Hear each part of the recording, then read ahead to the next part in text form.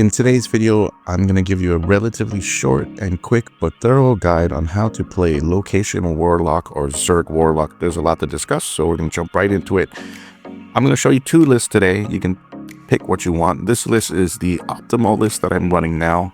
The engine here is basically Spawning Pool and Ultralisk Cavern and Forge of Wills to get you cheap seaside giants, but also to put out like a big 8/8 Zerg on, hopefully turn 5 or 6. You also have Dark Alley Pact, which has always been a strong card in Hand Warlock, as well as a rest of a control shell, plus a bunch of Zerg stuff. So like you have Kerrigan, Queen of Blades, but what you don't see here is the 1/6 taunt Zerg 2-drop that Warlock has. It's just not impactful enough in this type of meta. You really need to fight for the board to ensure that you're not taking early damage, because you need all the life you can have. Now, this deck does really good against Zerg Warlock. It does good against Warrior. It does good against Shaman. What it does not do good against is, and it does decent against Weapon Rogue. But what it doesn't do good against is Mage. Okay, Mage just has the ability to OTK and blow you out. So I find it pretty difficult of a matchup, but everything else is pretty good. This is one list that I play, but the original list is this one that you see here. And this one, you have the Death Knight Tourist, the Warlock Tourist Summoner Dark Marrow. I'm going to talk about this in my achievement video. And this gives you access to one more location in Horizon's Edge, as well as a couple key Death Knight cards that are pretty helpful, like Soul Searching. That said, I didn't find that necessary, and I didn't think the package of EDC Band Manager and eYGn and Phantom and Ceaseless was that important. I actually rarely played those cards. And for comparison, these are both decks side by side. So you can see here the core cards for the archetype are Consume, Spawning Pool, Nidus Worm, Reverberations, Ultralisk Cavern, of course, Forge of Wills, Hopcar, Symphony of Sins, Kerrigan, Sargeras, Ziliax, and Seaside Giant. I think the other 10 or so cards you can replace with whatever you want. And you can see the comparison of the both lists that I have here. I'm going to walk you through a couple of games, a really short game and a really, not a long game, but I'll play a game at 2 times speed, which should be done in less than 10 minutes. Sit through and enjoy. This particular game is being played at 1.5 times speed, and I'll just kind of tell you what I'm thinking here. So always I want to keep Ultralisk Cavern and Spawning Pool. And in this situation, I kept Consume because I already had an Ultralisk Cavern in my hand. Typically, I would not do that. In every matchup, you keep these 2 cards. Spawning Pool is one of your only 1-drops, so you kind of need this. And here, I want to use most of my hero power, so I'm going to tap. And I know that I have Ultralisk Cavern to clear the board, so I'm not ultrally concerned here on words. Because I already know next turn I'm playing the Cavern, I'm clearing this board. And then I know on turn 4 I'm going to play a location or do something else. And then on turn 5 I'm going to go off, right? So this is the ideal hand. I have Forge of Wills on turn 4. Then on turn 5 I have Ultralisk Cavern activation plus Consume. So I'm going to end up with the 8/8, 2 8/8s on turn 5. And that feels strong. Feels very strong. So my opponent's flooding the board a little bit. This is great. So, I'm not going to be able to kill everything. I may have thought of a different line of play here, like if I could have gotten an extra damage, but because, actually I may have, no, I think we just summoned it. This makes sense. We're at 22 health. Let's fill up the 30. Let's get another guy out. Yeah, we can play 1/1s on the board. I guess I didn't do that there. Nidus Worm. Double location. Yeah. Worked out well. Just cleared everything. So we got 2 8/7s on the board now. Versus this 1/1. And things are looking okay. And Death Knight, of course, they have a way to clear this, right? You can play Baneling. Well, Oh, okay, so yeah, he went this route. But so one thing about Death Knight is if they have spawning pool on the board, you have to be very cautious about how you play, because spawning pool allows for rush, right? Rush attacks. But here he didn't have it, so I can just attack face, right? I can play around this in a number of ways. Oh, look, another location that is just very convenient. So I attack first, and that's, I mean, that's sucks for my opponent, you know? Keep in mind that this particular list runs end game or resurrect or whatever.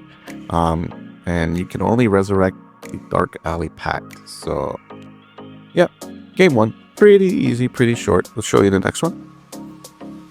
All right, this game I played when I was doing the achievement. This is probably one of the early games not the early game, but this is one of the games I played with the deck later. As always, you keep spotting pool and Ultraless Cavern. You don't always have an opening like this, right? But when you do, you keep it. This is versus Shaman. I think this matchup really is about just building your big guys on board before they have a chance to play off a starship. And because Shaman's a lot stronger after they play off a starship, so you want to be able to go early there. There, see, people, I don't know, they make this mistake of playing into Ultraless Cavern a lot, and that was just an easy clear for me. So next turn, maybe I play Horizon's Edge. It seems like the most useful. I don't have to use Spotting Pool. Like, there's no reason right now to use Spotting Pool. Remember, the most important thing about Spotting Pool is not Zergs. The most important thing is that it gives them rush. That is the most important thing about Spotting Pool. So you want to always utilize that as best you can. So here, I use Dark Marrow, or Dark Summoner, whatever his name is, and then I get 2 8/8s. Same thing as like I would through using Forge of Wills, right? So it's a big tempo turn. We'll see what my opponent does. And, you know, now I need to be thinking about my future turns. Probably play Nidus Orb next turn, refill my hand. They're all both different ways to play this deck, right? Like, obviously, I don't like this one as much as I like the location-based one. Or the full, completely pure Warlock one. But, yeah. So, big clear. My opponent able to clear the board. Big turn for him. And here we just get 1/1s. Make use of the location as much as we can. Hope that we get lucky. Never lucky. Finally. There's a Nidus Worm. See, and this list I was playing this Thornville or this Tentacle. But I don't find this Tentacle helpful at all. I mean, it's a 4/6 body, which is good against aggro. But decks like Zerg, like, they don't care. Like, they just want to control the board. And even if you play this, they still kind of control the board. And they're able to, like, you know, buff up their Infester or do things that... And if they do that, then you're in gonna have a problem. But here we're deciding what we're gonna take. Of course, we're gonna take a Seaside Giant, bigger body. We're gonna get 2 of them from the Death card. Here, clear it a bit. Put 2 bodies out. I mean, I know he's gonna kill one, right? He's gonna use his 20 damage spell with the Titan to kill it. But we have to show threats on board. And what I'm hoping is that he plays messy, so that I can get a good domino here. And I will get a good domino here, so like a domino effect or whatever it's called. There you go. We can life tap a bit. Let's put everything out on the board. Let's get in a spotting pool. Let's put out 1/1s. And I'm putting out 1/1s just in case he has another one of the steam tanks, because it deals damage at random. So I'm hoping that maybe it'll hit a 1/1 instead of one of my 8/8s. Right? And there's a steam tank or siege tank. It does hit him by 8/8. That sucks. And you can see the situation looks, it's testy. The waters are testy here, right? Like, it's not a clear space for me, but now I'm gonna get another 8/8, use that, consume, put myself up to 20, and now the landscape of the game looks kind of in my favor. You know, I'm almost healed up to almost full life. I've got a big board, 2 8/8s, and a popcorn, and a location ready to play. And I've cleared this board in what was once a situation which was crazy dangerous. Yeah, my opponent makes a nice play. Look at that. That's pretty insane. And I'm gonna struggle here, right? Because now he has access to all this, but luckily, get that attack and Kerrigan. Now it's the time for Kerrigan to kind of carry us.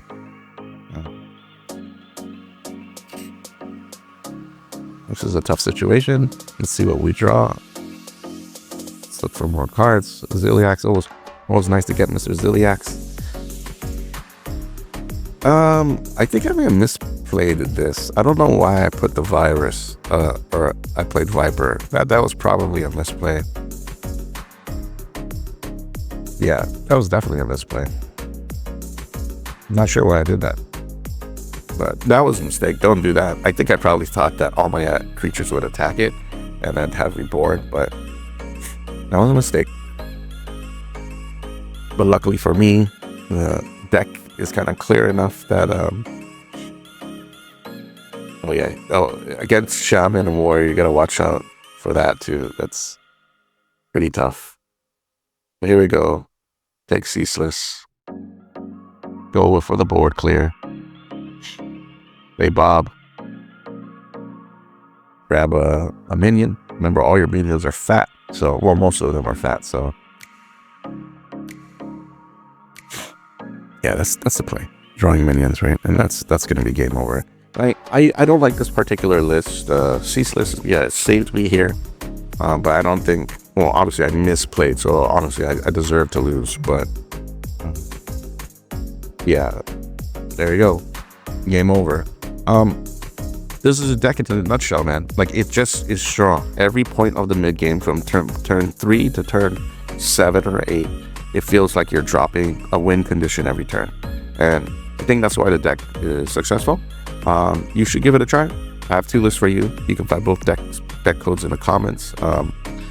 I wanted to keep the video short. So sorry, I don't know if the videos are playing too quickly. Maybe we could do it at a shorter pace next time. But I'll see you later.